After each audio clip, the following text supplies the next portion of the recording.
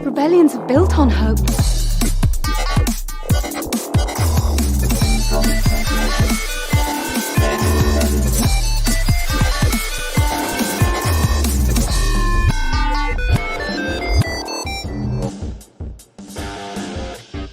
And welcome to another episode of Radio Rebellion, a Star Wars podcast. I am your host, Alberto Calderon.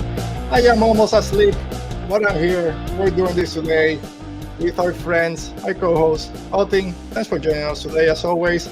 And our guest, lead news editor, collider, writer, actor, but most importantly, our friend and overall great person, Maggie Lovitt. Maggie, Hello. How are you doing today? Pretty good. I'm so happy to be back. Yes, it's been a while. I think it was like the Book of Boba Fett finale or something. Last time you were Yeah, here. it was a while ago. Yes, work, life got in the way. We had a couple of, I think, High Republic shows you couldn't make, but it's Andor week. If there was one How could I person, miss this? it had to be you. If we could only had one guest for Andor, it had to be Maggie. We'll get to it in a minute. Ote, how are you doing today? I'm fine. Thank you. Thank you for asking. See, I didn't forget you. You're there, survived the storm, family's doing well. I technically wasn't here when it happened, but yeah. Yeah, but still flying there, not knowing what was going to be waiting for you. It was impressive because the plane ride to Puerto Rico was always like kind of cool when you get to look down, see El Morro. Everything was like pitch black. Wow. Yeah. Yeah, I've done that flight after Maria 5 years ago when I went to visit my dad. Oh, over you there. came here after Maria? Yeah, my dad was in the hospital. Like the day before, he got moved to intensive care. And I tried flying like 2 days after, of course, where I couldn't. So I had to wait a whole week and then fly over. And yeah, it was bad. Oof. Yeah. All right, so we're here. Another Star Wars Saturday. Talking Star Wars, talking Andor. We'll get to it in a minute. And we always start. Also, if you're new to the show, thanks for being here. Make sure you subscribe, comment, thumbs up, all those fun things that we're supposed to say when we start our episodes. You know how to do it. And if you're listening to this later on the audio podcast, thank you also. And just leave us a rating, review, all that stuff. And we always kind of don't forget about the Amidala Initiative for Equality Text and What Choice and all the great fundraisers out there that are needed. A lot of people need help, but also this time, Oti and myself being from Puerto Rico, let's take a couple of minutes and just talk about, where is this? So yes, just mention it a little bit. Hurricane went through the island last week. It's now going to Canada even stronger. So I'm sure our thoughts are with them. Hopefully everything's fine, but we know Puerto Rico was in bad shape before Maria. People forget that Hurricane Irma was, I think, Category 4, hit like a week before, then Maria, then the earthquakes. Puerto Rico never recovered. And even before that, everything was bad. And now this, even Category 1, it still hurts a lot of people. Category 1, and it barely hit the island. And, you know, there's still like 55% of the people still don't have power. I think like 50% of the people don't have water. It's infuriating, man. It's like we had 5 years after Maria to prepare. There's $11 billion for the power grid. No one's using them. And here we are, man. Like, we'll talk about it when we get to the episode, but I was so cranky when Andor premiered, and I watched it. You know what? I'm going to watch it because I'm angry and impress me. And by the end, I was like... Yeah, you were tweeting, I haven't effing Andor, don't ask me. And then by the end, it was great. I can't wait to talk about it. But yeah, down there, just scrolling down a bunch of places. Ote, you tweeted out some of it. My friend Goose from Trial the Force tweeted out also. So there's a bunch of places for help people. If they need any type of legal advice, also for displaced pets, there's also links. And in the description of the video, there's a bunch of links that you can go to and just, as always, help if you can, spread the word, do whatever. Anything from animal associations to, donating clothes, food. Just don't give it to the government, please. Yes, all these are links for people working, boots on the ground, like they say, going straight to the people that need it. FEMA, all those places. Weren't the best before. Just go to the people that are actually. That's what we talked a little bit about, trying to do a fundraiser, but a lot of these places don't have GoFundMe straight to them. So let's just spread the word a little bit. No, please. Yes. So again, links down in the description of the video. This will also be for the audio podcast. Will be all the links there. All right. On a happier note, Star Wars. So if you guys are ready, I'm ready. Let's talk Star Wars, and it's the Andor Files. I've been in this fight since I was 6 years old. 6 years old. He looked a little bit older, but we don't know the whole story. We'll learn. We'll learn more. We'll learn more. All right. So, Maggie, I said it when we started. If we were going to have one guest, it was going to be you to talk about our friend Andor. You have him back there. I see that new one, which I don't have, the bearded Andor. It's funny because in every show when they want to have someone appear older, they just put a beard. And he's younger here, and he's full beard. And I'm like, oh man, I wish I had that at whatever age he had. But Maggie, anyone that knows you know your love for Rogue One, your love for this character, not just as a Star Wars fan, but what it meant to you in your personal life, advocating all that stuff. And you have the opportunity in Star Wars Celebration to meet Diego Luna and to interview him a little bit. How was that like, again, as a Star Wars fan, but just as a person in general? Oh my gosh. As a person, I was like, I just couldn't believe it was happening. Like just being in that room and being like, seeing, because they hand you these little sheets when you're in the pressing room of like who's going to come through the line. And I like was holding it in my hand and I just could not believe that his face was on the sheet, that like he was going to come down the line. And it was such a magical experience. And he's so nice and he's so kind. And he seemed like genuinely, because I got to talk to him a little bit about like how Rogue One and Cassian like really like sparked me to get involved with politics and to do all this stuff. And like I talked to him about like how that was so relevant in 2016 and it's even more relevant now, and like how Cassian's story coming back and like being told is like, you know, so important. And he seemed like so generally like thrilled to hear that and to hear that character could have an impact on people. It's so great. So kind. Yeah, I saw those photos. I saw you. I saw Arzu, and it's one of those. Oh man, I feel so good for them because they're great people, and they're getting to meet all these characters and real people that mean something to them. Okay, I mentioned here that Diego Luna will be, if I could interview or meet a Star Wars actor, it would be him just because the love he has for this franchise. If you could meet or interview someone for your show or just down the street, Star Wars-wise, who would it be? I'll start with this story. I got to meet my favorite drummer and musician of all time, and I was a nervous wreck. I couldn't talk. I couldn't keep myself. So no one probably. I don't know if I could talk to anyone. Diego Luna could be up there because he just seems like such a cool dude. I'll go with Diego Luna.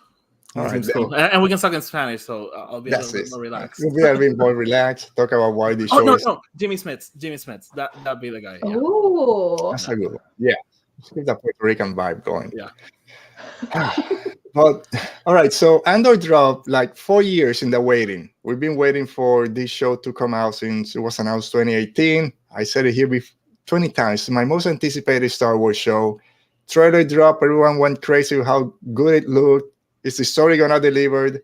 Overall thoughts, Maggie? Did it deliver these first 3 episodes? Oh, it delivered. And so I watched this like 50 days before it ended up airing. Because I got it the week before they made we're going to push it off until September and do a 3-episode thing. Wow. And I was just like, of all the shows to get that I can't talk about for like 50 days, it killed me, but it was so good. And it's like, I rewatched it again before they came out this week. And it's just so good. It's everything that I hoped for Cassian's character, because there's so much good, meaty character development. Like even in those first 3 episodes, seeing his childhood and the very specific, poignant way that they have approached his childhood is just everything I could have asked for in Star Wars. Oti, for you mentioned you were a little bit cranky getting back to the island. When you finally sat down to watch Andor, how quickly did that frown turn upside down, if we want to be a little bit cheesy here? Well, it wasn't that quick because the first 2 episodes are kind of somber.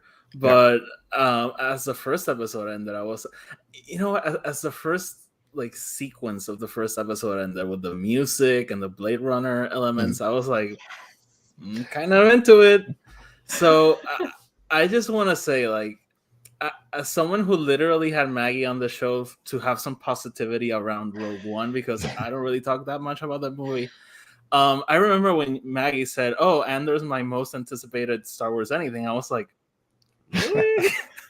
At that point, I wasn't like that hyped for the show, but as like trailers and pictures and everything have been popping up, I've been getting so hyped, and I was afraid. I was like, "Am I too hyped for this?" Mhm. And like as the 3 episodes ended, I was like, "Nah." Yeah, especially like Maggie said, she got to watch it a month ago before So she was far. supposed to. But then a lot of people were able to see like a week before they got to see those first 4 episodes. They started hyping everything. It's like, ah, man, no, we don't need the hype right now. We gotta go into it. Not low expectations, but kind of even kill. And no, they were great. I think it helps that it's like so different that you really can't get your headspace around what you're gonna see until you actually see it. So let's talk about before we go into each episode. Alberto, I what did think you think? Yeah, you didn't give it. You didn't tell us.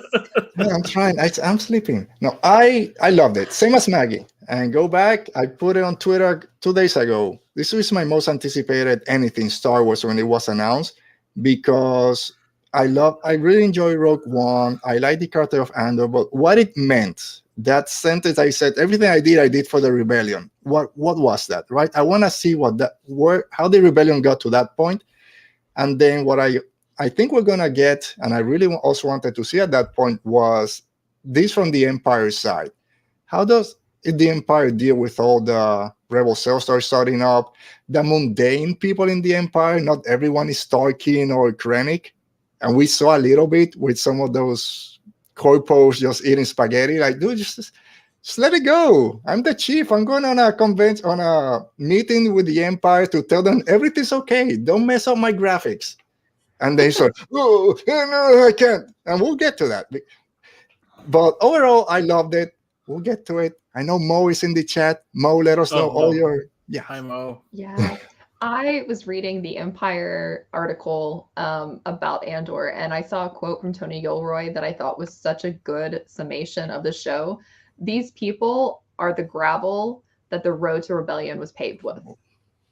And I was like, that is such a good description of the show. Mm-hmm. The more you read all these interviews now that Tony Gilroy, I mean, he's been doing it for a few weeks. And I told Lottie about a month ago, we know more about season 2 already than season 1. But and he's not afraid to talk about it, which I think is such a nice. It's refreshing. Breath, like, you know, it's happening. You kind of have a feel of what's going to happen and like who's going to be back most likely. But I'm also like terrified that he'll be like, "Oh, Marva's such a great character. Yeah, Marva dies in episode 8." yeah, she'll probably die of. Yeah, I thought she was gonna get a heart attack or something, but I know, I'm worried for her. yes, She's cold. She is. We'll get to that. But I think universally, or for the most people, it's been great reception for the reviewers and for the fans. There's a few pockets fomenting out there, but nothing major. Some of the I'm so surprised. Yeah, you mean the bootlickers that were talking about the corpos are great and wonderful and totally not cops? No, I'll talk about the corpos and I'll be the defender here. All right. But, so the big complaints were lack of Easter eggs or fan service, which again is the first couple of episodes, and I could point to all the different aliens that I saw from every Star Wars saga and from Solo they and everything. They always reuse the creature stuff that they have. They have so many creature costumes. They just recycle that. Yeah, I saw the guy from Force Awakens that has the yellow thing, the big one that drags the stuff, the metal vulture sitting on the ships. I saw those guys. I saw freaking Tito also. So there's a lot of stuff. And then the others not love it when there's that weird guy with the smiling face, just like ambling along, having the best day of his life. Yes, I mean, just reuse all the person. And Maggie, I think you tweeted something to this point that once it was a lot of people said, "Oh, you can't compare this to other Star Wars show, or don't use this to compare to other Star Wars." So like, okay, there's a balance. Don't say everything else sucks. This is great. But of course, you can compare this. They're doing this better than the other one. Do you guys feel that those two kind of complaints are valid, or people just that's the only thing they could? The Easter egg complaint. Easter eggs, I think we kind of mentioned it, but anything. Oh gosh. Uh, I don't know. I'm a huge fan of compare and contrast. I mean, I have a literature background, and that's what like the bulk of what literary analysis is taking two similar books and comparing how they do better or worse. And I like doing that with Star Wars too. I mean, I even compare Star Wars to Star Trek. Like, I think that Star Trek does really well with their animated kids show, Prodigy, where I think sometimes like Clone Wars and like Bad Batch doesn't really achieve the like teaching kids things while like entertaining them and like including them in a franchise. And I think that compare and contrast is the most natural thing when you're watching things that you love and you see like, oh, this is doing really well, whereas like this other show did a little bit better. Like, I instantly loved Andor when every single character had a name. They had a character motivation, and you could see the trajectory of their like arc, where like almost 3 seasons into Mando and they're still like, kind of nothing about any of the characters. Like, you have like hints of things, but they're still so underdeveloped that you just crave more. And I love that instantly with Andor. That was like my big thing, where I was like, this does it a lot better. And it's different storyteller styles. I mean, Dave and John are very different from Tony Gilroy. I mean, he is indeed like a legacy style, like franchise maker. Yeah. Oti, for you, are any of these kind of complaints valid, or how do you see those points? I mean, I get grumpy when it's like purely like bad faith, like take that, man. Though it's like same company, dude. Like, it's fine, I guess. Just different creatives. And like I'm not a fan of variety. Like, I'm not like the biggest Mando fan. You know, whenever it comes along, I like it and I watch it, but I don't need everything to be like Kenobi, for example. Like, I was over the moon with that show, and I'm happy to get Andor. That's totally different, and the vibe is totally different. So I get grumpy when it's in a bad faith way, but you know, comparisons are natural, especially in the same fandom. Like it's gonna happen. So like, it's not that you can't compare them. Just like, be conscious of how you do it and what you're comparing, because sometimes people compare apples and oranges, and it's like, okay, they're both great. Apples are great. Oranges are great. Just depends. And I don't expect everyone to like everything. Like, that's what's so great. It's the same with Marvel. Like, you're allowed to like some things and not like other things. You don't have to like the entire franchise. I mean, it's like Lord of the Rings books. I like some of them more than I like others. Like Children of Hurin was like, okay, but I love the original trilogy. You know, like it. Yeah. No, I totally agree. For me, at least, the Easter egg thing, I don't care. Give me all of them. I said it, fan service, Easter eggs, I don't care. Oh, look, there's man in the background. I don't care. I'll watch it. And if it's not there, I don't care. Cassian's kind of an Easter egg for Rogue One, right? Yes. I mean, but we talked about it when the article came out. Like, Tony Gilroy said, like, hey, we're not going to have, like, gratuitous Easter eggs. They'll be there for serving the story. And the article's like, no, he says never. It's people just reading the headline and not when you retweet on Twitter. Are you sure you want to read it? No, I just want to scream at the void. I even saw someone upset at the Aki in the background, like, they said no Easter eggs. And I'm like, is that even like sure, whatever. Just have a black background and just voice over it. Yeah. Whatever. Nothing in the background. An audio drama. Yeah, which are great. And same thing. You can compare shows. And I said it same like you said with Mando. I like Mando. I love when he showed up in Book of Boba Fett. You know, that my thoughts on Grogu. Grogu can stay on the back. But whatever. I have him. Bring him to the forefront. He's sleeping. That's me right now. Meditating the negativity. Where's my life-size Grogu?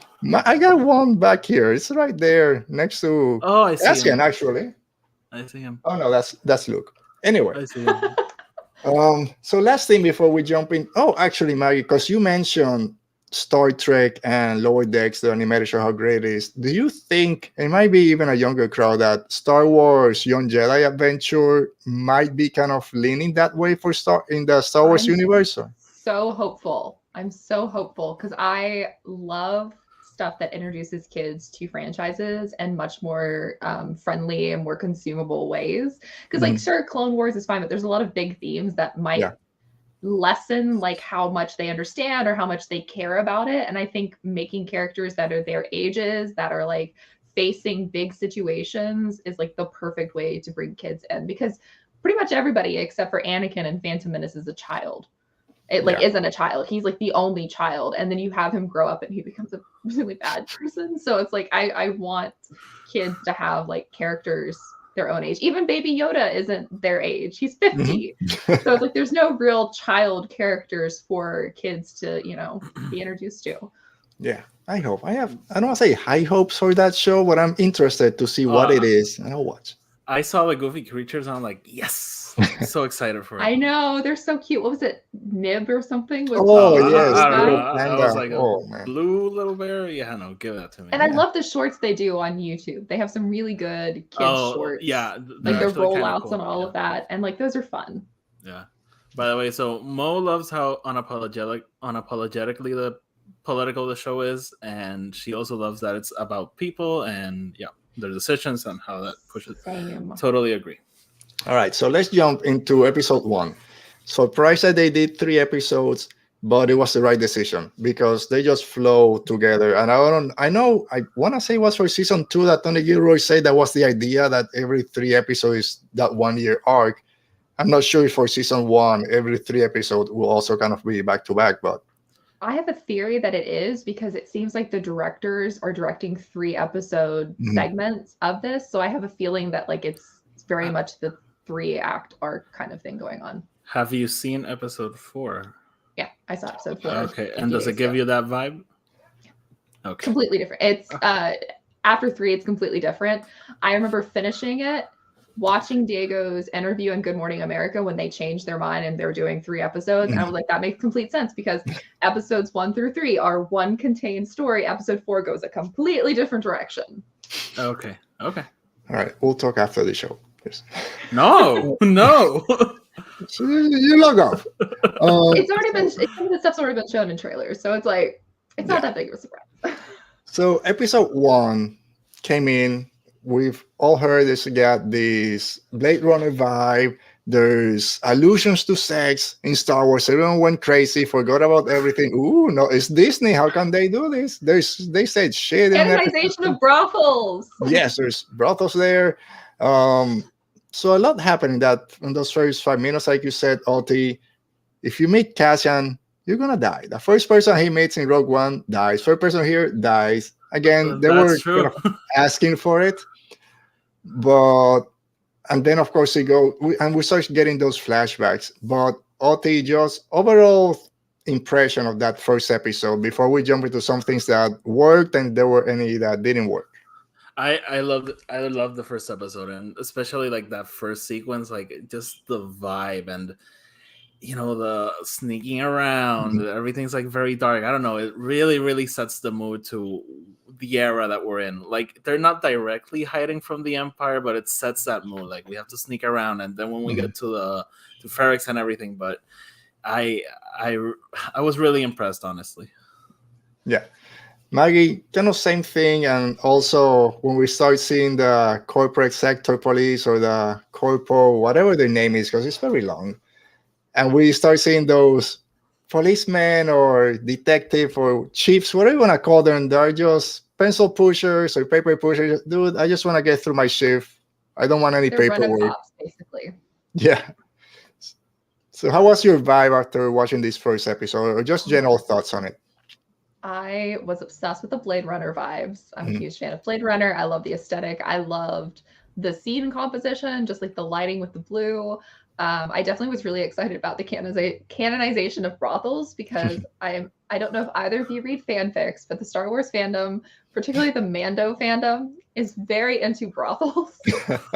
And I was like, the Tumblr girlies are going to be happy. It's canonized. They exist. There are a few places I need to go check. AO3 is full of it. But I was so surprised. That's where I was like, okay, this is definitely going to be a different kind of Star Wars. It felt very mature, very gritty. I was like, okay, Tony is tapping into the things that I've loved his previous work for, like taking a story and like elevating it to this much more like dangerous, like gritty realm.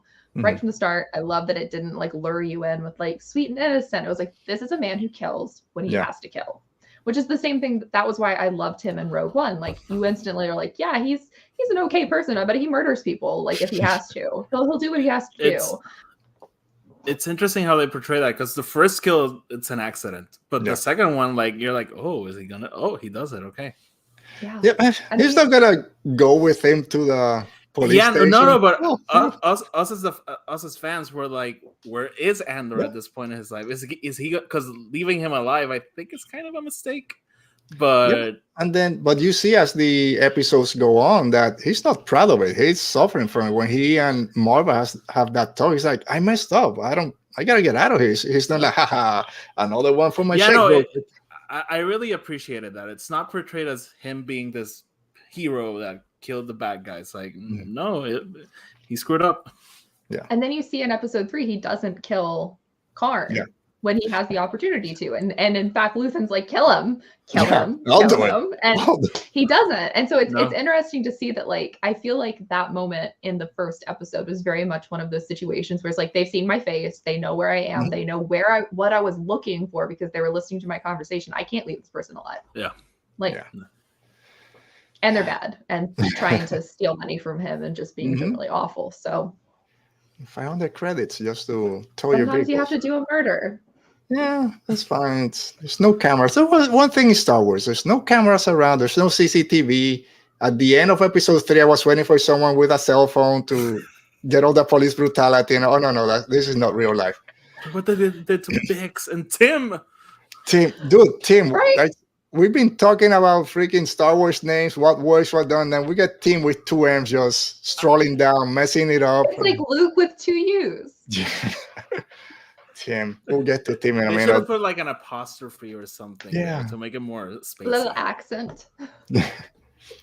Tim. This is his last name. But then Cyril Karn, our friend Cyril Karn, who tailored his suit a little bit. I love this little twerp so much. I love him. I just want to like.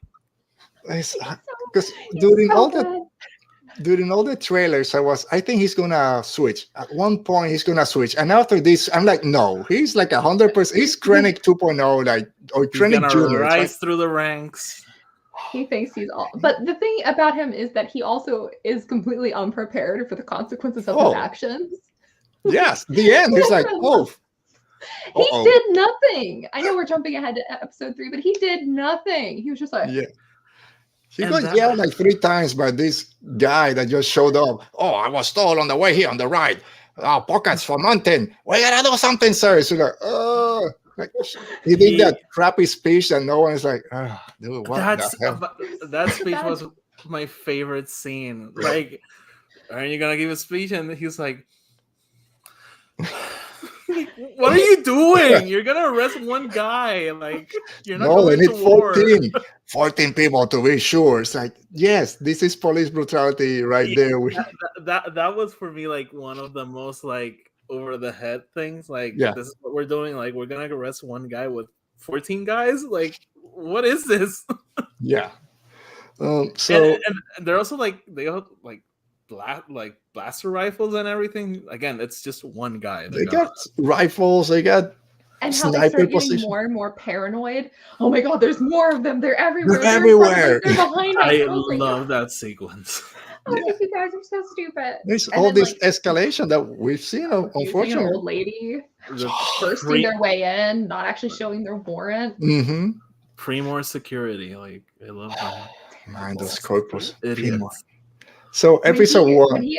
I was gonna say when he says that he like took his uniform in or whatever because he's like so ate up. He wants to look really good. My mom, who is a costumer, was like, "That is disgusting. I hate this character." Like, too ate up in his own. Oh man, yeah, it's one of those things that just make you not hate this character. A lot of people love him, and I understand why. I adore him, but I instantly knew. I was like, the fangirlies are gonna love this one. I love him, but in the incompetent, idiot kind of way that I love Star Wars. He's things. like Hux light. Yeah. Have you guys seen The Office? For me, he's Dwight. Like, he's Dwight Schrute. Like, they were company men. They were Thunder Mifflin men. Like, dude, what the hell? When they put him as a manager, he doesn't know what to do. Bears. Yeah. So Oti, just again, if we go deep into every episode, we're here 3 hours. I can't. So if you have to choose three things like that you really enjoyed from this first episode, what were they? Cyril Karn. Him. Every scene with him, I love. What's the actor's name? He's great. Kyle Soller. Kyle Soller. He's fantastic as this character. Like, I believe him. I believe what he's portraying. Like, I believe he's a twerp. So another thing I love, as I said, that first sequence and B2 Emo. How does Star Wars keep making lovable droids? I don't know, but here we are. Look, B2, I was afraid that it was going to be one of those droids that didn't do it for me, one of the first ones, because, yeah, he looks cute. I thought it was going to be this BB-8 type in terms of like he's just chirping around. But when he started talking and the way he talks and he has to make sure he has enough power to do whatever he has to say, oh no, you got me. You're great. And with the yellow thread, it's like, oh, C-3PO also was all this. When he's like, I think I have enough charge to lie. I'm like, yeah. And you like, that's 2 lies. I get a charge before this. Right. So for you, Maggie, there's three things you can point out. Andor doing murder. Brasso, I thought he was a fantastic character. And Bix. How have we not mentioned Bix yet? So good. Yes. So Brasso, I'll say, when I saw him on the trailer, I'm like, there's Tivik. We're going to get that reason why him and Tivik are friends. Oh, this is Brasso. Oh, okay. Sorry, it's not him. But he's great. And he goes, and like you mentioned at the beginning, we meet these background characters that have a purpose. They have a name. Their story is with our main characters. And we see this throughout the whole 3 episodes. And I'll get to that at one of my points later.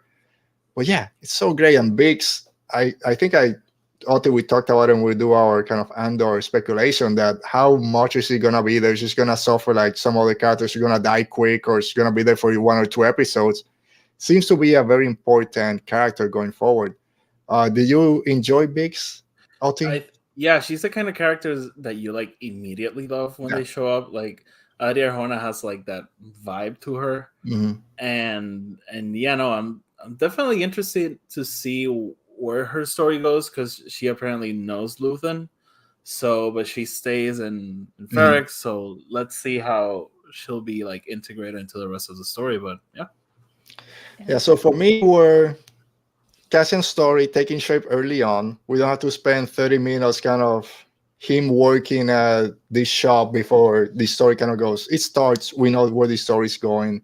Cyril Karn, even though I hate him, I like that. Again, he's introduced quickly early on. He's told, brush this under the rug. I got to do this report. They died because they jumped the wrong person. They shouldn't be in that district. Forget about it. And it's like, I can't. And again, it's that side of it's not really Empire yet. It's kind of 3 rungs down. But I wanted to see that side of it. The people that I'm just here to get a paycheck. And the others like, no, we got to do something about it. That's why I love that whatever chief, I don't remember the name of the guy, I just forget. I got to go to the Empire and give this report. Reminded me of something I had to do early, not murder anyone. Just don't call the cops on me. But I had to do a presentation. I had all my data from like months ago, and then something happened that was going to skew it. I like, no. I can't do this again. Forget about that. It happens in real life. So I love seeing that. All the aliens, like I mentioned, there's aliens for all the different sagas in Star Wars. I saw there and from Solo. And of course, the music was great, the writing and acting. I said Rogue One for me is the best acted Star Wars movie, and this is right there with some of the best TV show in Star Wars acting wise. Everyone brought their A game. So those were kind of my 3 things. Any dislikes, Oti? Anything you didn't like? Nah, man. Nah. Maggie, anything for you that you wish was a little bit different? No, I was really happy with this. And I should say, I know a lot of people are like, oh, it's so slow to start with, but like and which is another reason why I was like, I'm so glad they decided to do 3 episodes, because the first episode is very slow. But I like the pacing, because I think there's something interesting about the concept of this and the way that it's been conceived. I also love that it's 5 BBY, because it feels like a countdown, because we know where it's headed. So it feels like a countdown. And I think what's interesting by the much slower pace of these first 3 episodes is the fact that that's how situations like this go. This is the quiet before the storm. And it's that he's not living a quiet life because he's causing trouble. He clearly has like a history of like getting into trouble. But he's not, this is like the rumbles before the actual storm arises. And I think that really, there's layers to it. Like the structure of the show is so fascinating to me, especially since we know season 2 is going to be a much more like expedited process. And I think that anxiety will be like pulled through. Like it was slow to start, and now we're racing towards his death. Yeah. That's something I never kind of understood too much when people, this was too slow. It's like, well, it's characters talking and kind of carrying you through the story. It's not action, even though there are action pieces set out through it. I guess for the most part, for these Star Wars shows, we're kind of more used to all the action around it. But I love the way that it went. Maybe if it was 1 episode per week, and we'll see now with episode 4, maybe it feels different. But like you said, having all 3 maybe helped that. But at least I didn't care about it because the story was there. It wasn't just, like I mentioned before, him working a 9-to-5 job for 20 minutes and then jump into what happened in the brothel. Dislikes, I don't have any really to say. What's Mo saying? Yeah, Mo says the three things she loved: Casa and the Canary scenes, Brasso and Cassian yelling to the cop. Let's hear it, boss. That was yes, when he took the gun away. Oh man, yeah. I mean, that scene, everything in that brothel was great. When the woman comes out and he's trying to explain what he's looking for his sister, and then the interaction with the 2 guys when he gives them that hard stare. Oh, that's a hard look for a little thing like you or something. And then the confrontation at the end was so great. That's how you bring people like Tony Gilroy and all the writers behind it, all the directors. When you look at the resume, it's like, oh yeah, this is going to be something different. All right, so I think episode 1 we kind of covered it. So episode 2, not much shorter, was a 35 to 37 minute length. I was a little bit worried about it. I still am with all these different episode lengths. I just watched Ring of Power. The last 2 episodes are 73 minutes each. So now then go to a 35 and then a 40. It's like, dude, come on, give me a longer one. So that's the only things. I'm like, just make it however long it has to be. Don't concern yourself with those things, Alberto. I have, because then I thought there's 3 minutes of previously on, then 5 minutes of credits, and I started doing math, which I don't want. Don't do that, man. Don't do math. Turn your brain off. All right. This is a math-free zone. I'll try that. When I start looking at it, no, they said math-free. I'll think about it. So anyway, episode 2 drops. Did you notice any difference, Oti? We talked about this one of the interviews a while ago. Every episode, the intro is going to be a little bit different. The theme is going to have little notes that are different. Did you notice any of it now jumping to episode 2? So with episode 2, not really, but with episode 3, a little bit. It's not that drastic, though. I'll say I forgot about it. After I watched all 3, then, oh yeah, there was a cool intro, a little Andor and the moon changes. I love like the shot of the moon, like slow. It kind of gave me like 2001 vibes. Mm-hmm. Yeah, it's cool seeing a Star Wars show have a little intro. Everything now has all those minute and a half intro. It's cool seeing it. So episode 1, like Mo said, we saw a little bit of Cassian's kind of early age in Canary. Indigenous people, no adults around, only the kids. Who knows what happens? Bird of flies, baby. Oh, man, kids are. I have kids, but just kids running around, they're creepy. You gotta be careful. Children of the Corn, all that stuff. I've been watching Yellow Jackets, so I'm like kind of into that vibe. I'm like, oh my god, what are they gonna do? I haven't watched it. I don't know. But episode 2, Maggie, we know the story. We know that people are after Cassian. Cyril Karn went to the spaghetti eating cups to the other guy over the TV screen. Find what that is. Do it now, but it's gonna take forever. Well, someone's gonna take your chair. The story's going. So episode 2, just overall thoughts on it. I loved it. I absolutely love the Canary stuff. I love the intentional decision not to have any sort of translation of the children, and that everything is very much like you infer from, and like they're such good actors because you understand exactly like what the conversations they're having in their like little ceremony and like going off to like look at the crash site and like all of that you understand. And what I thought was so interesting was like seeing the mining facility, because this is like something I've always been like really fascinated with. And you see it a little bit more in the prequel, or not the prequels, the sequel trilogy, like with Rose talking about like what happened to her planet and what the First Order did with like stripping it of all of its minerals. And so I thought the mining stuff with Canary was really interesting because it's like, that's probably what happened to all of their parents. They probably all went to work one day and never came back. And now they've had to form a society to move on. But it's probably been a few years. And that's why he's been in this since he was 6, because the Empire probably caused his family to die. And I just think that is so fascinating. And the way that they're constructing it, like just through into, you know, episode 3 with like Marva and Clem and like all of that, like the stuff that Diego said about this being like an immigrant story is so interesting, because it's like also forced assimilation, basically. Like he was taken. And like the way that it is constructed is like, as an anthropologist, just like fascinating. I was like, I want more of this in Star Wars. I want to see the fallout of the Empire on people. I mean, that's what I like about the High Republic, because you're seeing the stuff in the Outer Rim and like colonization and like all of that stuff that like makes it so interesting. Yeah. Just waiting for a Martian role character type to come. I was trying not to. Like, I'm not even you see, Cassian.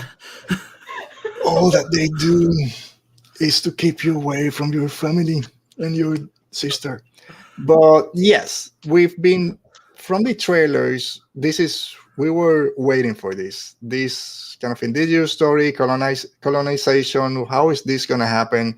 Andor being in this fight in 6 years. So what does this mean? And then, same as you, Maggie, I love that they kept it just a different language, and just backtracking a little bit to when you say it, that we got the Day 5 BBY. I love also in this show when we get Arubesh, that they translated for important things. I don't have to go, let me translate it, like Mandalorian and all those people that love doing this. Just tell me what the important thing is. Yes, the kids, we need them to be that way in that planet, but I don't need to spend 30 minutes to learn that in Arubesh it said Canaan. Just tell me. If it's important, we're looking for Andor or we're looking for someone, call us now. Yes, let us know. We don't know everything. Oti, for you, episode 2, even though it was shorter, you don't care about it.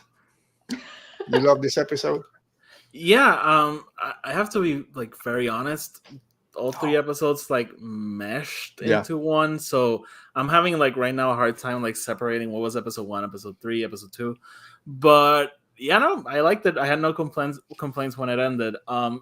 Going to the Canary stuff, I also like as I'm pretty sure like Diego's connected to this, but like the whole thing of the Amazons burning and how like companies and corporations have, you know, slowly destroyed that, you know, forest. And so seeing these indigenous kids, like that shot of him like looking at the mining facility was like very shocking. And you know, the ship crashing, like, you know, the technology like arriving to their space. So that was for me like very interesting.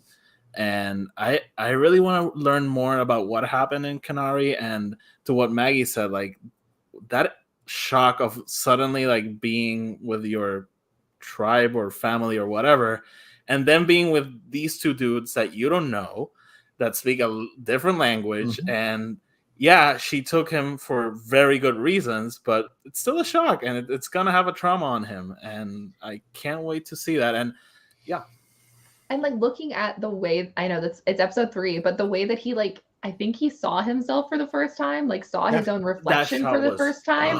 I was just like, this is a masterpiece. This is cinema. This is everything to me.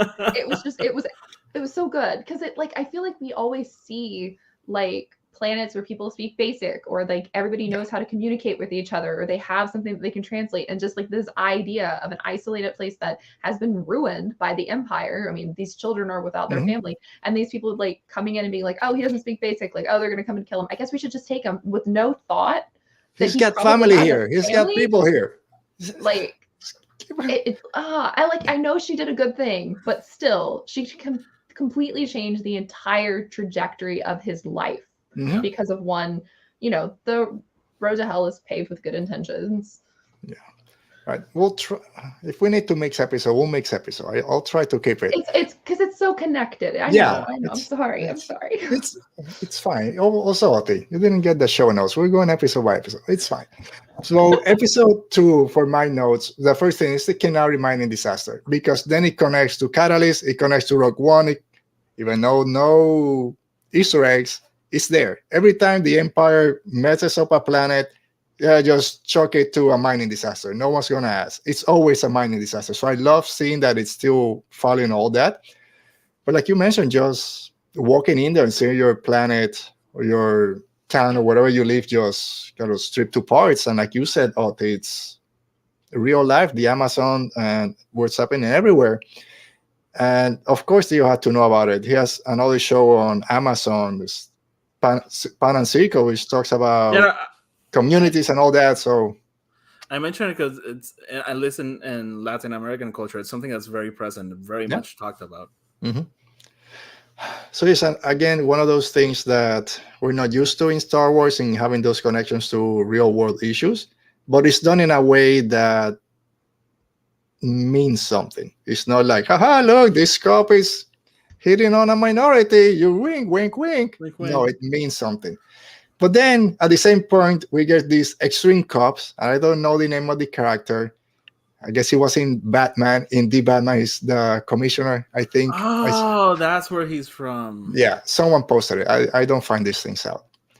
And then he walks, oh, sir, I got a briefing on the way over. We got to go and hit him where it hurts. Of course, if we don't do anything, I don't know what he said, words. We don't do anything, then we're the bad guys. Let's go kick ass. And yes, you're right. And he starts hyping himself up. And it's like, just take it down a notch. But that's what he wants. So we start seeing all these extreme people out there.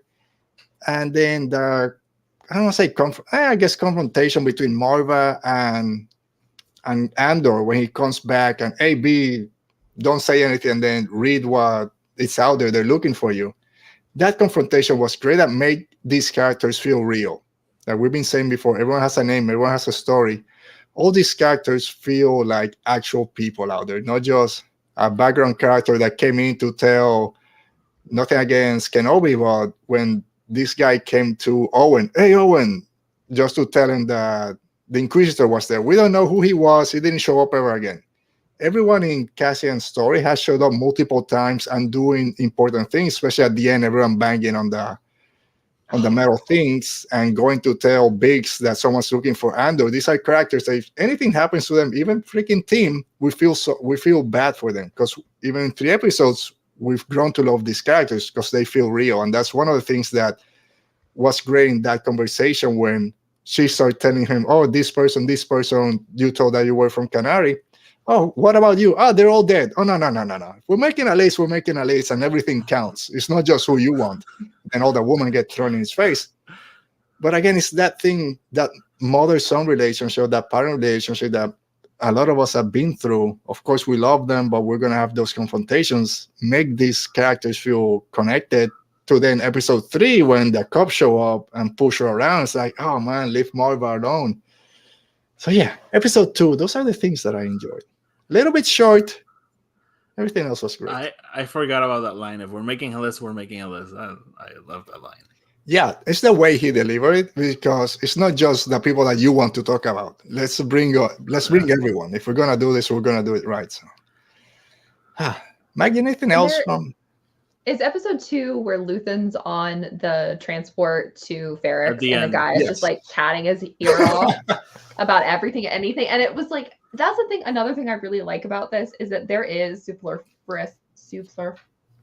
there is conversation not relevant completely to the plot, that it's just fleshing this out as a very real world. Because like the stuff that they're chatting about when the guy is eating his pasta at work, like this is my lunch break and you're making me work during my lunch break, you freak that colors your outfit. Let's go. Like, and then you have this guy on the transport that's just like, so what you doing? Oh, well, this is happening. And, you know, make sure you do this. And like, yeah, you come here often. That reminded me of every time I take a plane, I try not to speak Spanish because every time someone will be like, habla español. They come to talk to me. I'm like, I just want to take a nap. Like every time I go on a plane, I have my headphones and a book. Don't talk to me, and then I'm gonna fall asleep because I fall asleep like this in planes for some reason, and unfortunately on someone's shoulder once. But that's another story. Yes, I punch you. Probably. But yeah, don't talk to me, strangers. Please keep away. So yes, Maggie, and then he changed his seat, right? I think he's across from here, and then sits. Come on. And it was so funny, and it was like it had nothing to do with the plot. It was just like these are real people, like in this real world, and I love that because I mean that's what makes like television and movies good is the stuff that helps you like build out the world, and not everything has to be plot driven. Some of it is just slice of life. We don't really get that much in Star Wars. Star Wars is always like focused on pushing the story forward, and I really enjoy having those littler moments just getting annoyed. They're fun. They're fun. Yeah.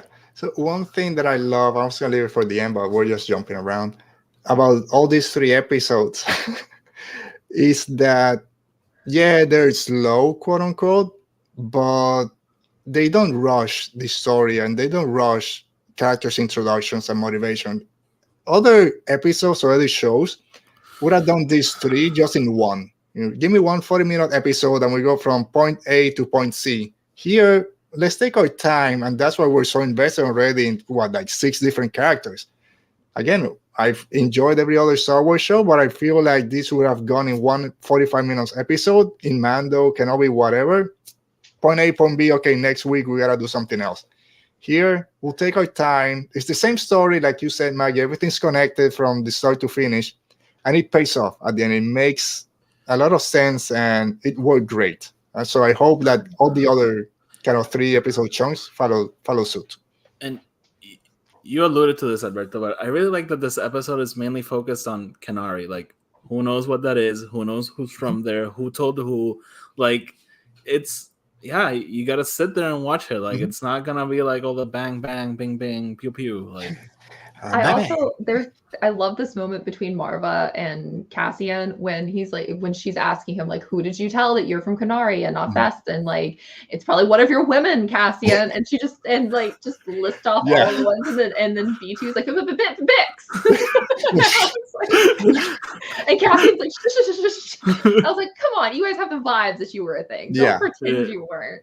Just like Tim's over here plotting your demise. He's like, you're my competition. Yeah. I love that. Cassian's a player. I mean, looking like that, I don't. I know, right? I'm like, where do I sign up to be on this list? I mean, everyone on Ferrix had a certain vibe, and like, what's in the water over there? But Oti, when we did our looking on Ferrix, our Andor speculation, you thought, what if B2's kind of memory chip or what? Not memory chip, but kind of personality is put into K2. Are you still kind of? I don't know, but I love it. Yeah, I know. B2 is this. It's a weird character. It's a weird droid out there, but so scared. He's great. I told my wife, it's just like one of those robot vacuums that just needs to go to the little charging station at the end. Brava or Roomba. Yeah. I'm obsessed with his name being B2 emo because like Sam. Yes. He's red and black, of course. It's gonna be a little bit emo. That was during Cassian's punk phase. He's like, I'm gonna name my B2 emo. 2008 me would have like a B2 emo shirt. Like, we hate life. It's coming. I'm sure it's still on Hot Topic somewhere. And I spent so many times filling out work For for Hot Topic. Hot Topic. They never call me at Plaza Carolina. It's like, dude, just give us your money. You're gonna buy a shirt. We're not gonna work here. You're not getting the discount. Just get out of here. What's his name? Freaking Tim. no, we'll get to Tim in a minute. Oh, let's talk about Tim. Rocco? Jelly. Silcorn. No. Anyway, we'll get to him. It'll come back. Well, let's talk about Tim, the jealous boyfriend. Would have been Kristen Cole's best friend because he messes up everything. So the jealous boyfriend, they have this relationship. But again, we know people like that. We know someone that's okay, what's going on? It's obvious that Biggs and Cassian had a relationship. Am I the third wheel? I'm gonna check her text, go to the computer and see what she was looking at. As soon as he did that, this guy is gonna mess up. It doesn't help that they went to the little cantina to have a little meeting. I got errands to run. I got errands. How many errands do you have in a day? There's of course the element of the jealous boyfriend, but I also saw it in a way like he knows Cassian's up to no good because he knows they're looking for him, and I kind of think he thinks that he'll drag Bix into it and get her in trouble. So because he doesn't seem to be angry at her and starting a fight with her, he just gives out Andor and he's like, yeah, they'll take care of it. Yeah, just rat out. I just want to say what he did was bad. I'm not defending him, but I don't think he's a bad dude. He did a bad thing and he paid for it. So the morning after conversation cracked me up. Just because he was in such a weird mood. I was like, this is such a fun. And he had socks on. I watched this because I'm like, I can't believe we're having a morning after and she was dressing and I was like, this is so weird in my Star Wars. I love it. Give me more. Right. So let's talk about. I wasn't so shocked by it. Everyone was like, they did the thing. I'm like, did they? And this is why we're not allowed to have this in Star Wars because we're all just like, did you think they did? Solo tried. Yeah, Solo didn't try to take Kira to Lando's bed during the movie twice, making out in the cape closet. To now we're all just kind of Mormon like.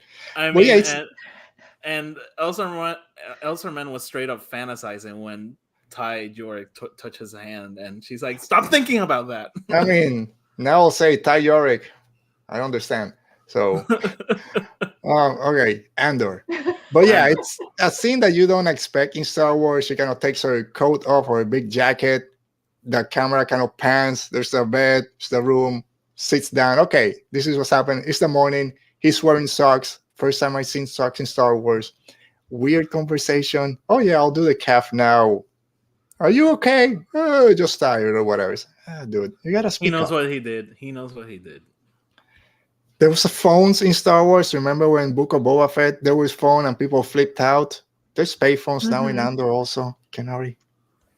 Not Kenari, in Ferrix. Stellan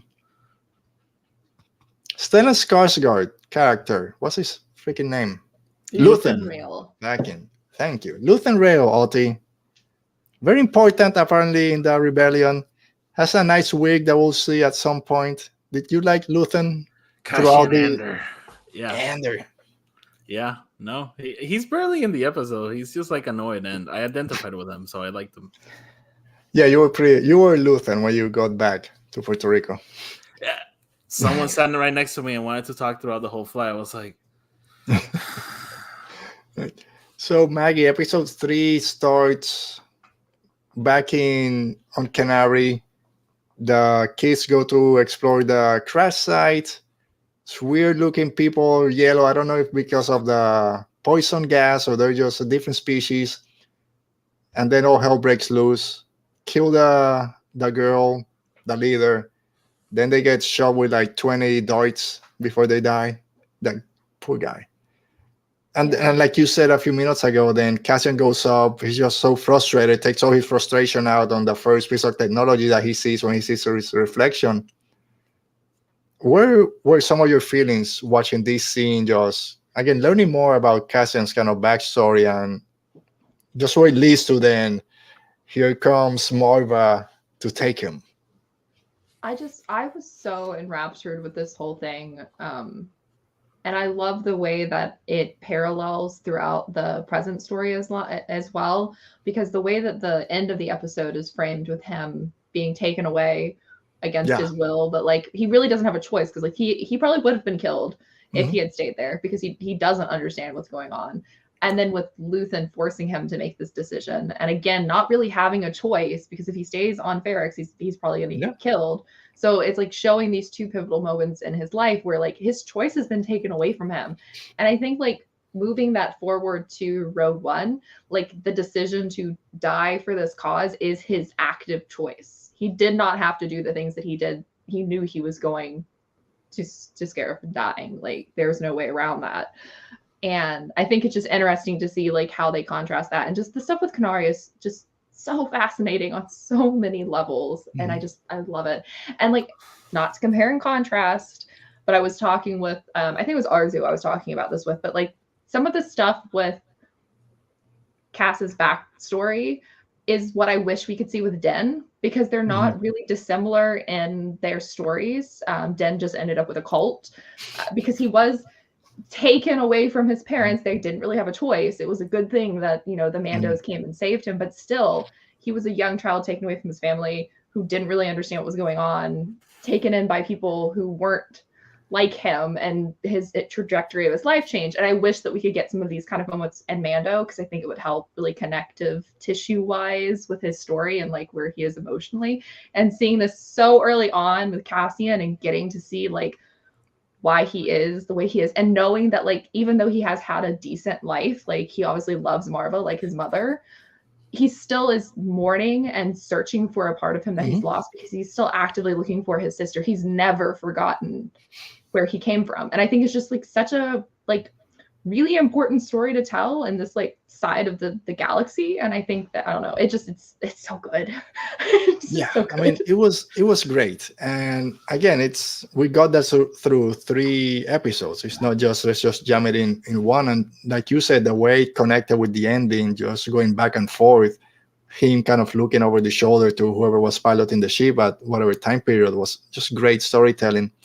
And I was thinking the same thing. All his choices, or the times that his life had a kind of a big change, it wasn't his. He had to live with someone, because the other kind of choice was just dying there.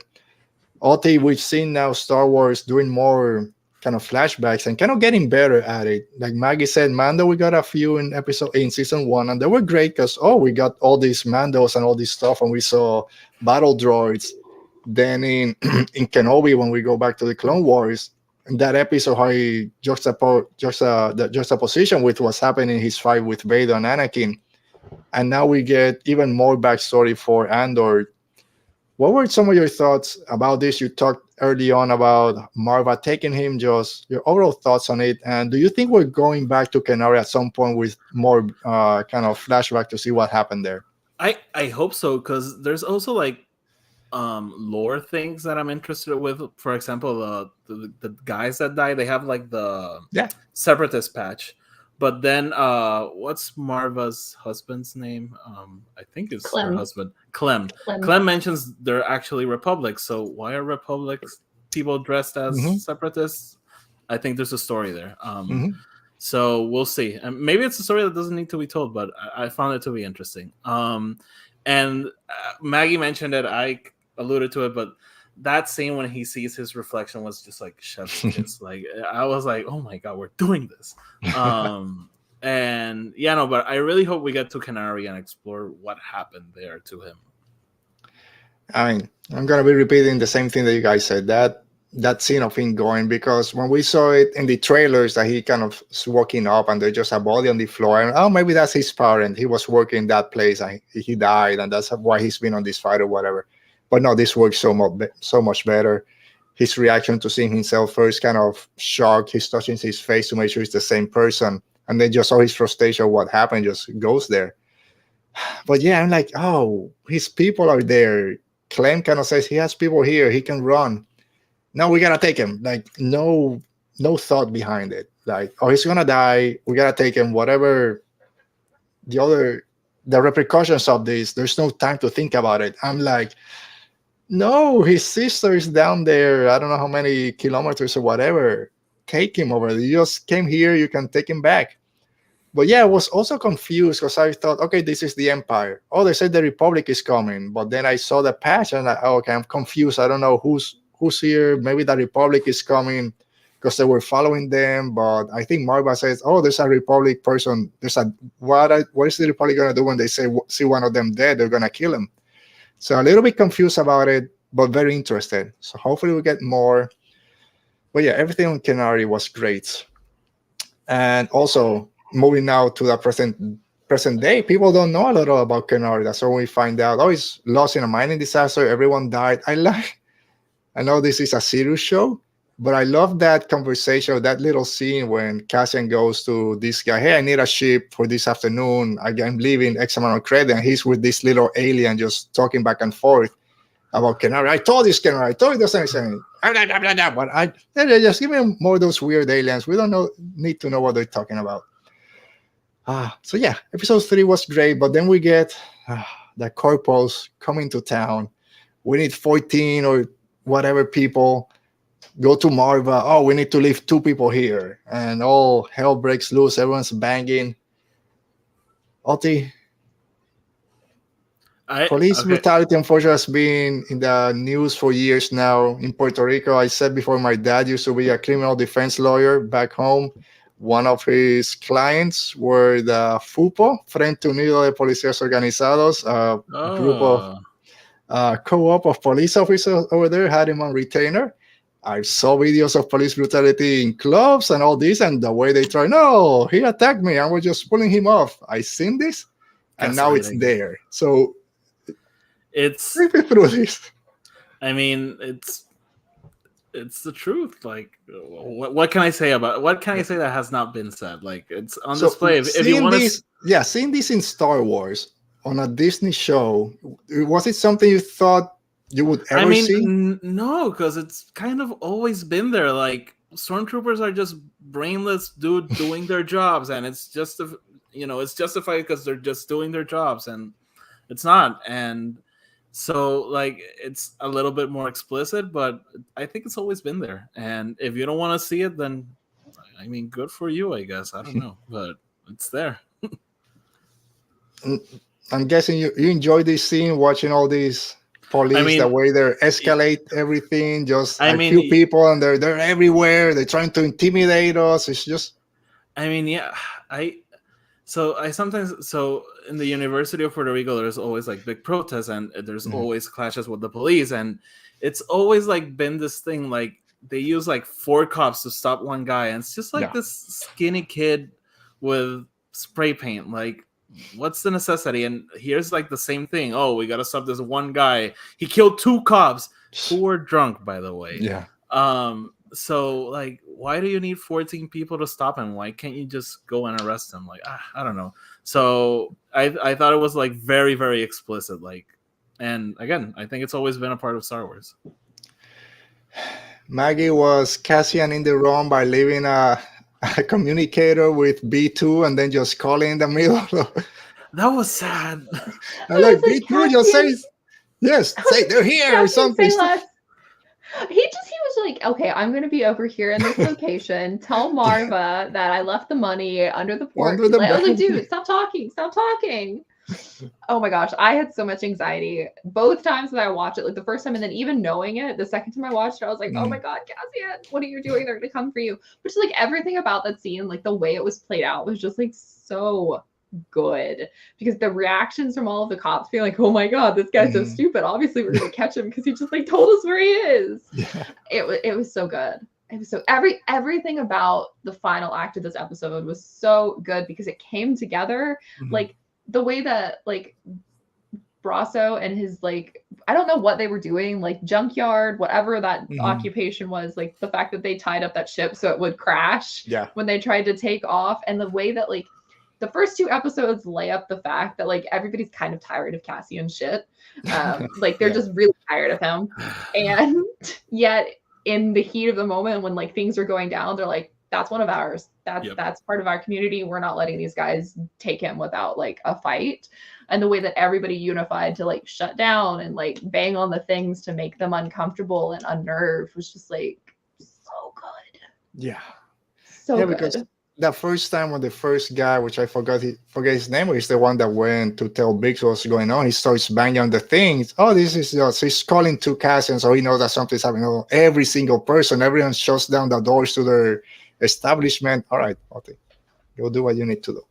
And then everyone keeps kind of banging on it.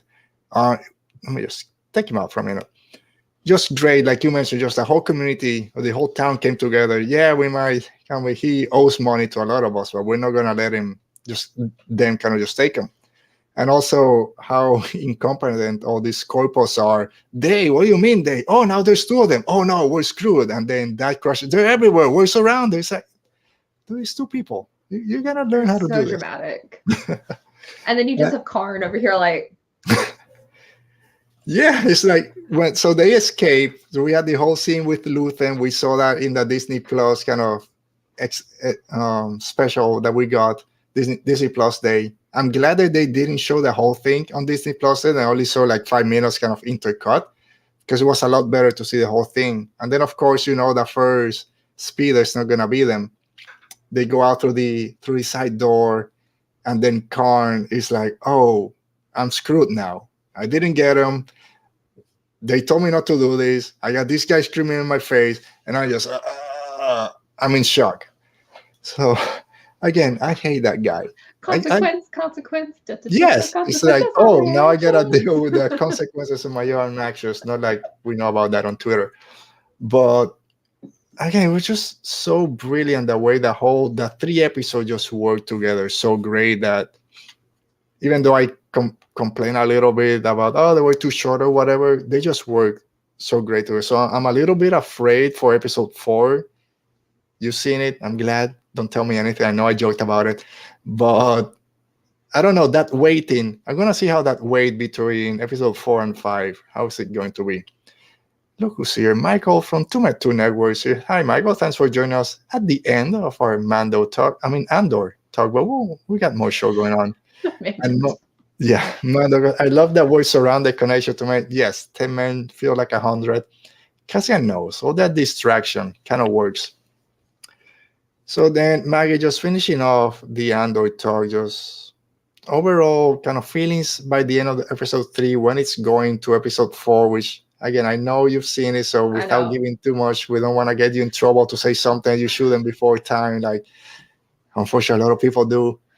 But one thing that I don't know if we get in episode 4, is now to see the difference when they go to Coruscant and when Mothman descended, their side of it compared to this kind of lower level people just trying to live their life to now the glitz and glamour of the Senate to see. I want to see that difference. But before you saw episode 4, what were your feelings going into it?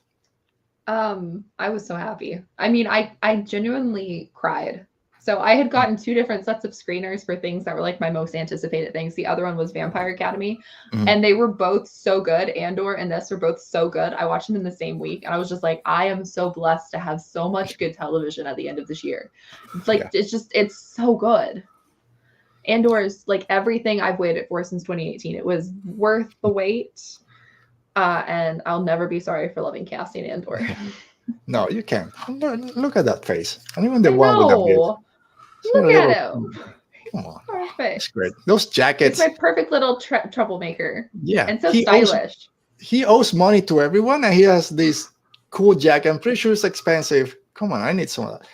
Oti, we're just kind of finishing off just that end scene with Cassian and Luthen kind of driving off to his ship. Cyril Khan just dead face that his plans laid to waste, consequences of his own action. Didn't get the thief or the murderer. Now he has to answer to his boss when he gets back from that Empire retreat. So your feelings on that ending, and then kind of moving to episode 4, how are you feeling? So one of my favorite things about the ending is like him looking through the glass of the cockpit, and it's like kind of his twin sons moment, but it's kind of like also sad because he's leaving this life for the second time, because it's of course cut with the Canary scene, and it's how am I feeling for episode 4? More excited than I was for episode 1, and I was very, very much excited for the show.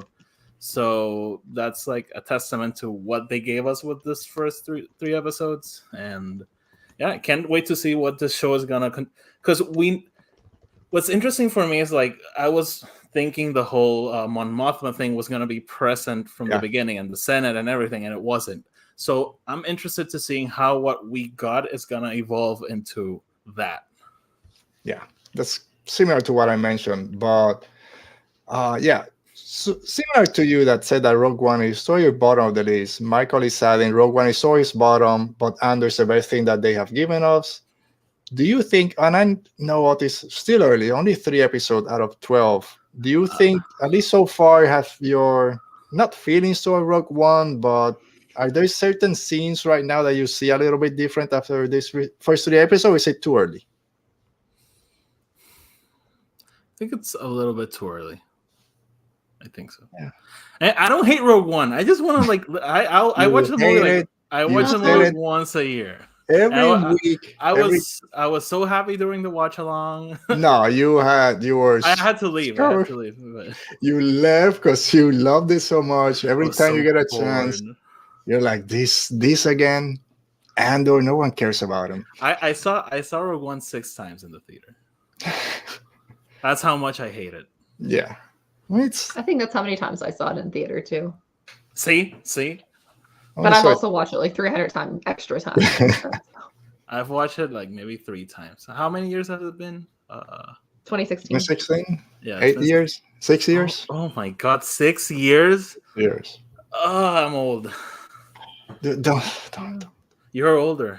I know. I can't walk. I'm baby. Yeah. We're in order right now. When I feel like this, are the same age. I think so. I don't want to get into that. Okay. I just think about my brothers. My brothers are older than me, so I think. So you're the baby, okay? Yes, the 42-year-old baby. One of my brothers is 50, the other 44. So I'm like, I'm good. All right. Anything else with Andor before we break out to our other things? Nah, good show. Good start. Yeah. Yes. Like it. So good soup. Star Wars, yay. Yay. More Star Wars. I think you all will like episode 4. Thank you. That's all we need to know. I'm still not. I know a lot of people have already said this is the best Star Wars show. This is best thing Disney has ever done in Star Wars. I'm not at that point yet. I'm ready to stamp it with that. And I think that since you saw Andor, you're like, yes, this is the best thing ever. So I think that by the end, I might be there in terms of TV shows. Star Wars TV shows might be. Again, I want to see the whole season.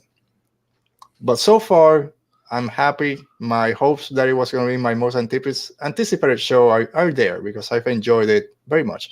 And I'm sad because next Wednesday, I won't be able to watch it till the afternoon. So I won't log on to anything. Unless the storm comes and then I don't have work that day. And if I have power, then I'll watch it. Okay.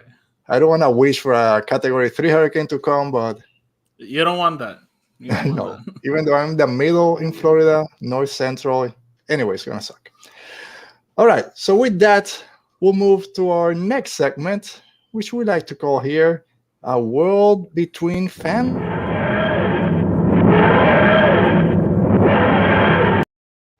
And Oti, I don't know if you know, I've been watching Doctor Who, Oti. I don't know if you know, that's the TARDIS. That sound is the TARDIS. I'm so happy you're watching Doctor Who. I'm rewatching. And Oti, I'm about to pick you. So I watched till the end of Matt Smith. I know you tried watching it. It wasn't for you. I watched Peter Capaldi as well. So I watched till, I think the first one of Peter Capaldi back whenever this started, and I stopped watching. I'm like, I can't go through this. I suffered too much when Matt Smith left. When David Tennant left. David Tennant left because he's still devastation. My dog. Yes, I can't do this. And then Matt Smith left. I'm like, no, I'm sorry, I'm out. And I said, I gotta do this again. So I saw it all the way, and I love this Matt Smith era more than I did the first time. The last 5 episodes are just top, some of the best. And then I started with Peter, and I'm like, I think I already done with season 8 or whatever his first season is. I just finished that. So yeah, I'm loving it. I still love Doctor Who. I'll see, because I wanna get caught up with everything that's going on. All right, but before we talk about, there's no Doctor Who right now. All you gotta do is Rings of Power. So Maggie, I know you said you haven't watched it, right? You watch it I Monday. have not watched it. I'll watch it Monday. We'll try to keep spoilers to a minimum. I don't care about Galadriel spoilers. dies. I've already had to read stuff about it for work, so like spoilers do not bother me. All right, so I'm gonna say this. Ote, you remember when we did our first A World Between Fandoms? We had our confessions. I was on the fence if Star Wars, Lord of the Rings, what was kind of my favorite thing, kind of in the balance. I don't know. It's starting to tilt towards Middle Earth. This Alberto. episode. Hi, Maggie. So, Hey, I so have what the are we gonna talk privilege about? now. So this is how it feels. I don't like that. Get out. I'm going back to my spot. Okay, There we go. That was fantastic timing. All right. I won't do that again. You know what, Alberto? Again, I'm not that huge into Lord of the Rings, and I haven't like given it the time. But I think Lord of the Rings and Star Wars are two franchises that are like the most similar in terms of themes and what they tackle. I think the urge is to compare Rings of Power to House of Dragons, but like if you like strip it down, they're so different. Like it's like I don't know. So I think there's a lot of crossover between Lord of the Rings and Star Wars. Yes. What I was trying to say before I was so rudely kicked off. Now you know how that feels. I know. It feels bad. I'll try not to do it. I'll probably do it next week. But this episode, man, this was a movie. This felt to me like the back half of The Two Towers and the first half of Return of the King. This is my favorite episode so far of the series. We just spent an hour and 20 minutes talking about Andor. I enjoyed this more than the 3 episodes of Andor's. I was tearing up multiple times. I watched it this morning laying on the couch after my run because I couldn't move. And I teared up again at the ending. Just Galadriel and Halbrand finally coming together for that one purpose of going back to Middle Earth. It's like, okay, it took 3 episodes, we're here. And seeing Halbrand, which I didn't like this character through the trailer. Who's this guy? I don't want you here. I'm a stan now. And seeing him in his armor at the end, it's like, oh man, cleans up good. And then Galadriel coming in, the sun just follows her, and everyone is in awe. She's walking in with her full armor, and everyone Numenor is going to fight. Dude, I was over. And then I'm still, who's Halbrand? What's going on with him? What's going on with Sauron? I think he's Sauron. Oh, really? Convinced. Oh, I am convinced. Like, because because I know so much of like the stuff like in the lead up to the show. Everyone kept being like, who is he? Who is he going to be? And the fact that he just is suspicious. Literally every time he does anything on the show, I'm like, Sauron. That's Sauron. And just the idea of the thing that Galadriel is the most afraid of, being with her the entire time as she like. It's just, and the stuff with him looking at the forge. So like he's either going to be one of the people who helped forge the rings, or he is Sauron. The thing. And I think a pretty face being Sauron is like perfect twist. Could it be like the Revan thing that he doesn't not know he's Sauron? Oh, that's what I hope. That's like I just feel it. And also like the weird chemistry between them too. I'm like, that makes it even worse if he's Sauron, but like if he doesn't know and like something. And who's the stranger then? So it's too obvious. Who do you say?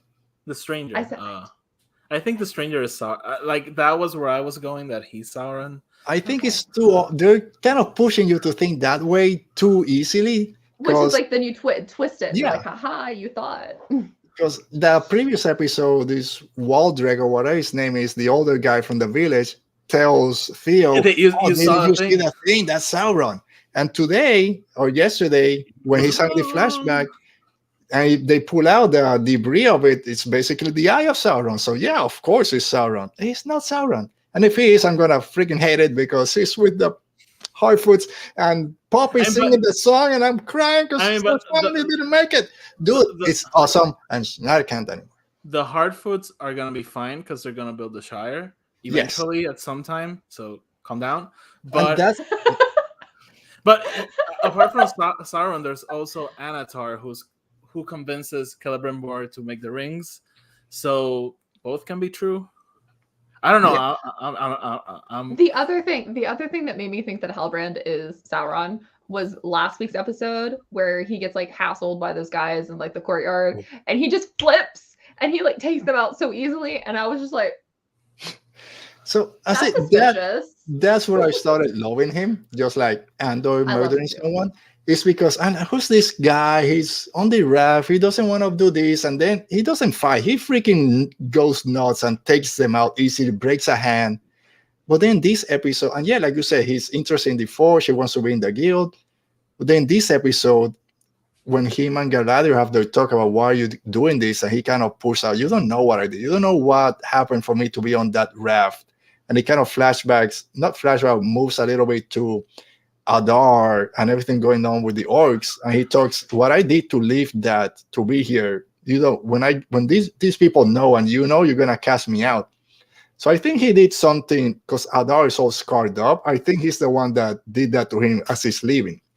Is he Sauron? I don't know. I'm still leaning that he's one of the 9, but he could be Sauron. Oh, my nose just fell.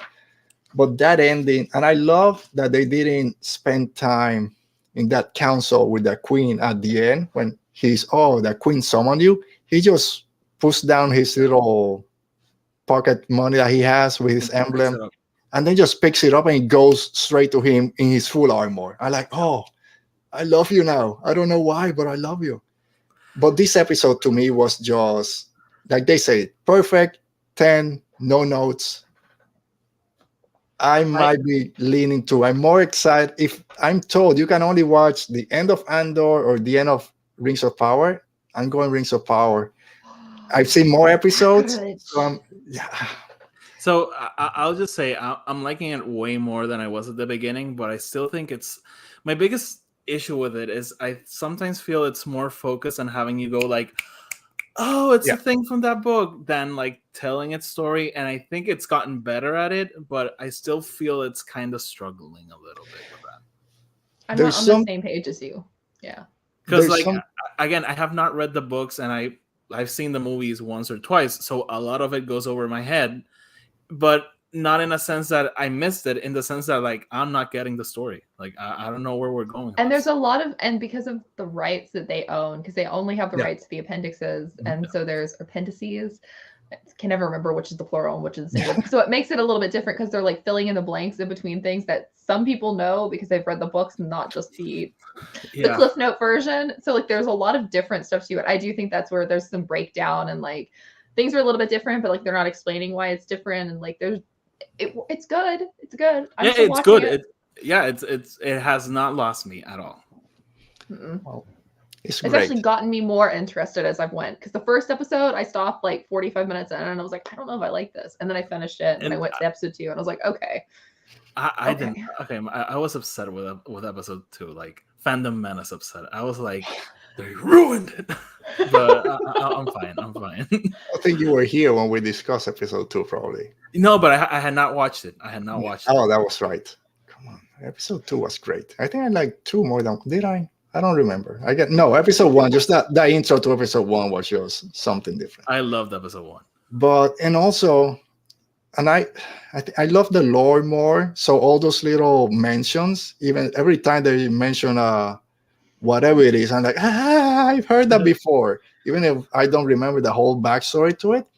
But same with Halbrand's journey, I'm so interested in where that's going because we don't know who he is. On the other end, Isildur, which we know where his story ends, and right now he's in a place trying to prove to Elendil, who's going to be the king of Gondor, to prove his worth to go on this journey. He's like, you haven't proved it. You don't want this. To know that he's going to be the one to save everyone, or kind of save and then mess up, has me enthralled. In a sense, I'm very interested in that story, and even like kind of distracted by it, because it's like, yeah, you're going to play a big role in it, but you're going to ruin everything. Yeah. So, yeah. But again, people say, oh, why care about Andor? Because we know where this story is going to end. It's all that in between. That's where I am with Isildur now, with Halbrand again. I don't know where his story's going. With Isildur, with Elendil, Elrond. Oh, Elrond and Durin. Elrond's story. I'm loving that story. Yeah. So Maggie, when you can watch it, let us know what you think. It was good. This episode was really good. I think 3 and 4 have been great. Yes, or 5. This was 5. 4 and 5. Then 3, 4, and 5 have been good. Yeah, we'll have 3 episodes left. I don't like that. It's only 8. Yeah. Let's talk about House of Dragons. House of the Dragon. Let's talk about it. The wedding. You're excited. Maggie, you hadn't seen the last episode of Rings of Power. Let you start. This episode of House of the Dragon. You came in, you didn't want to watch more Game of Thrones. You were burned by season 8. Oh my God. So I was so memes. burned by season 8. I was so mad at season 8. I was like, I'm never watching anything Game of Thrones again. I'm done. It's over. I was mad about Jaime Lannister. I was mad about what they did with Daenerys. Like, I was mad. And I'm still mad. I actually was watching Jaime content a couple days ago, and I was like, I'm still mad. I'm so sorry what they did to you, but I am watching House of Dragon now. So yeah, I was not wanting to watch it. I was like editing articles about it. I was like, whatever, this seems stupid, whatever.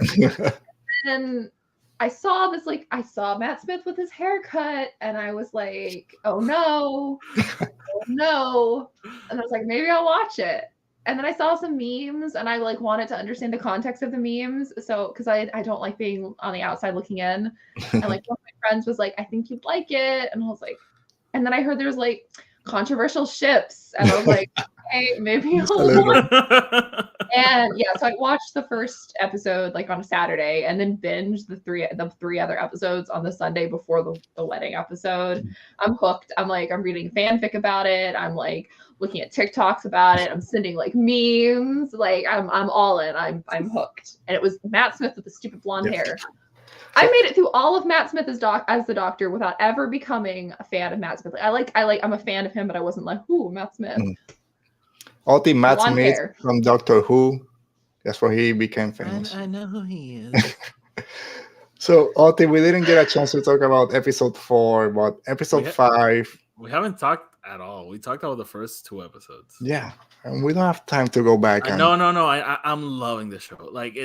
It reminds me so much of the first 3 seasons of Game of Thrones, which I think are just perfection. The best. Mm-hmm. And it's just it's not dipping. Every episode has been consistent, and I'm very happy with it. I love the very complex characters we're dealing with.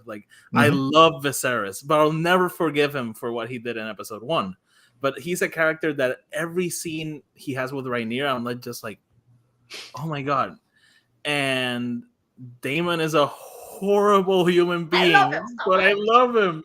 Yes. Every time he shows up, I'm yes. More Daemon, and what is he gonna do?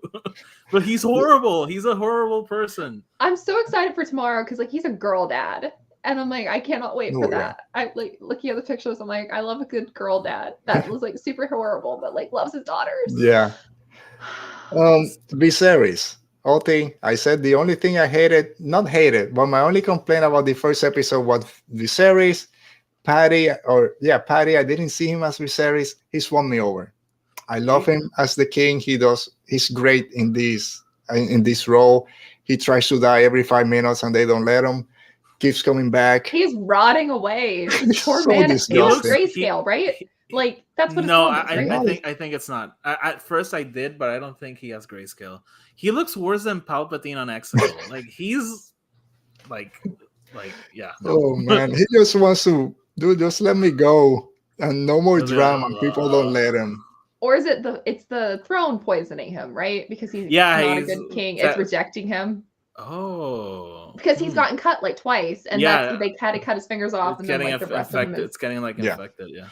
So the throne's rejecting him. Yeah. Oh god. So for this episode, he's the kind of guy Westeros constantly rejects, because he's someone who desperately wants to do the right thing, but he doesn't know how to balance that with being a king, and that's gonna be his downfall.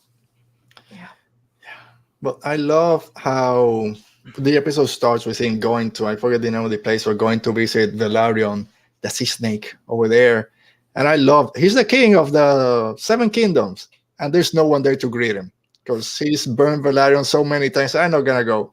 But then he's so prideful that I'm still the king. I'm not gonna sit down every time. Oh, just take a seat. Are you okay? I'm fine. I'm not gonna sit down. I'm the king. I'm in charge. So I love that's what. Okay, Viserys, I got you. He falls down when he gets back to King Landing, but that's okay. Yeah. But just the entrances to this wedding or this reception, everyone just costume design, music. The costume design is insane. So good. And look at me talking. The hair, Rhaenyra's hair with all the gems. It's like, oh, what am I talking about hair here? It's like, oh, it's gotta be good. I know it's good because I never pay any attention to any of this, and I'm like, oh my god, look at the dress. Yeah. Well, we have her come in, and then all the Velaryon and his son, all of them come in with a great entrance. Everyone just poised like the adult version of Goblet of Fire in Harry Potter when all the houses are coming. It's just, oh, this is. And then Daemon goes in. No one stands up. No one cares, and it's like. Besides, like, just get him a chair. Get him a chair. Yeah. Then this guy. Every single week, Damon's like, "Oh, remember when you guys like exiled me or anything? Anyways, I'm rolling up. Yeah, I got my invite. My wife died, and now I want all of her kingdom that you were gonna give her. I'm gonna be there next week. I hope to see you there." And he's like, "Oh crap, I'm the next. I'm dead now." And then of course, Alicent, the queen, comes in with her green dress. Gorgeous. I didn't know. I'm like. That green dress has to mean something. And then, of course, they kind of tell you banners. They're calling banners to war. And then her family says, oh, we're with you. She's like, oh, she's done with this shit because freaking Kristen Cole couldn't keep his mouth shut. Oh, my God. That scene. Like, she's like, so do you know if the rumors of, yes, we slept together. We did. Yes. She and I, Kristen Cole and Rhaenyra Targaryen, yes. It took me 20 minutes to get my armor and then on. she wouldn't run away from me because literally nothing she said to me would have indicated that she abandoned her dragons, and I got mad. So, anyways, let's ruin her together. Alicent was like, "Bro, what? Like, keep your And then Alicent was like, "Well, anyways, I can use this to further my ends." Yeah, I'm here with freaking. This just fell on my lap. With Palpatine melting away, and you're banging two of the hottest people in Westeros. I don't like this. And then the other guy, the Knight of Kisses, has to also try to. I know your secrets. You're dead. But also, he was like so friendly about it. He's like, "Hey, we got our backs," and he's like, "I'm gonna destroy your face." When that happened, I like Joffrey. Yes, if you're Joffrey, it's really bad to be named Joffrey and at a wedding. Yep. It's just like not a good omen. Nope. When Joffrey went to him and said that, and you can see in his face, he's not liking it. I said, at some point, Kristen Cole is gonna do something against his character. At the end of the season, two seasons from now, something's gonna happen. He's gonna flip. It took him 10 minutes. You don't dance with my lover or whatever and get away with it. And he freaking went nuts. He destroys his face. Oh, ew.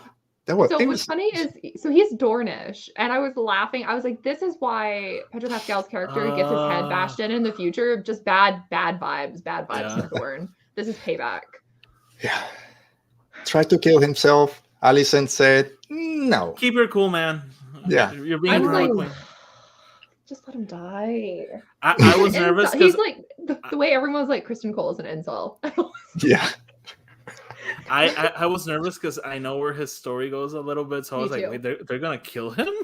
I know. I was like, this is not right. And spoiler alert, it gets worse. It gets so much worse. I hate him. So this is where I'm glad I haven't read anything Game of Thrones, because everything is gonna be a surprise for me. Okay. I know nothing. Okay. So anyways, I really like we got a nice little breakbone scene. I loved Harwin stepping up. Harwin's strong, my man. Cannot wait for more tomorrow. He's the one that just broke the fight up.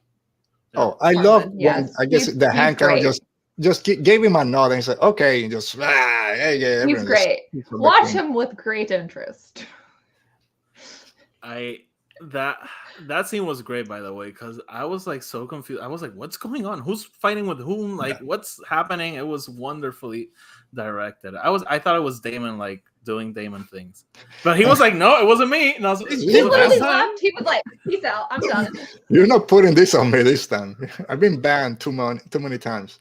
But I love when Damon goes to Rhaenyra and starts, what are you doing? Hey, he's a great guy, but he's gonna boy you, and just grabs her, and she's like, oh well, take me. And the Viserys like, what's Rhaenyra's going like, then marry me. If your wife's dead, then why are we here? Why don't you fight everybody here? That's why I thought it was going to be him fighting, because she was like, why don't you just take everybody then?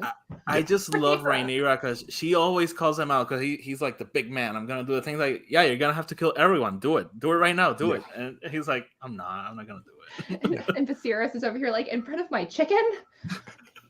Oh, that was... It was the same thing with the egg. Like, hey, if you want the throne, kill me right now. Do it. And he's like, no, you're not going to do it. And he was like, here's the egg. Like, he's so whipped by her. I love it.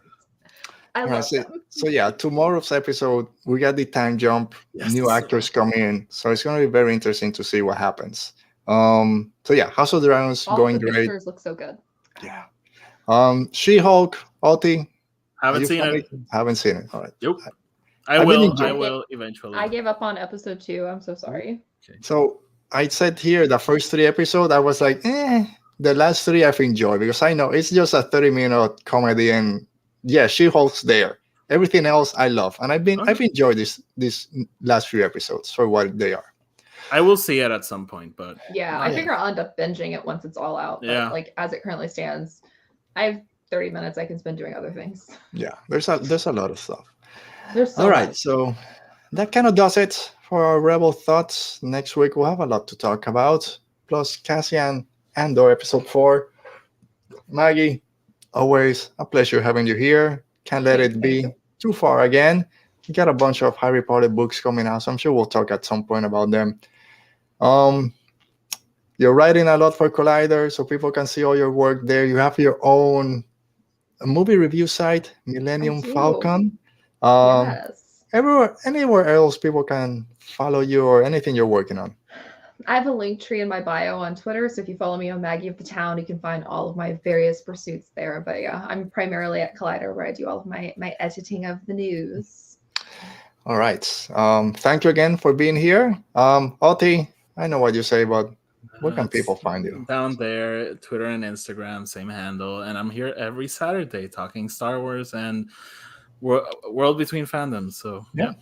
Plus, you have your own two other podcasts. Yeah, go over here on Twitter and you'll learn everything about me. All right. Next time, I won't ask. Next time, I'll just do my own sign off. Which again, if you're watching this, you know where to find me. But at Radio Rebel Pod on Twitter, Instagram. We're here every Saturday. We'll be back next week with episode 4 of Andor. Our guest, I believe, is going to be Rachel from Followers of the Force.